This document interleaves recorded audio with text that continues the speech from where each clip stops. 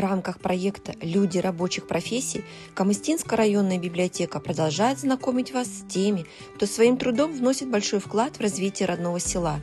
Сегодня речь пойдет об одной из самых нужных и уважаемых профессий в селе – механизаторе-трактористе. Именно механизатор управляет сложной техникой – тракторами, комбайнами, сеялками. Его работа – это не просто движение по полю, это забота о земле, кропотливый труд, от которого зависит будущий урожай. Дюсенов Валинур Жумагулович – человек, для которого работа на земле стала делом жизни. С 2001 года Валинур Жумагулович трудится механизатором. Его день начинается еще до рассвета и нередко заканчивается поздним вечером. В любую погоду, при любых условиях он выходит в поле. Там, где нужно вспахать, посеять, убрать урожай, он всегда на месте. Но работа механизатора – это не просто управление трактором.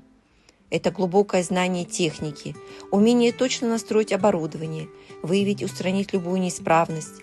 Сегодня сельхозтехника стала гораздо современнее. Навигационные системы, сенсоры, автоматика.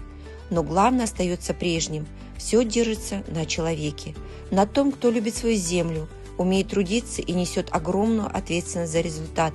И именно благодаря таким людям, как Валинур Жумагулович, на нашем столе каждый день появляется хлеб.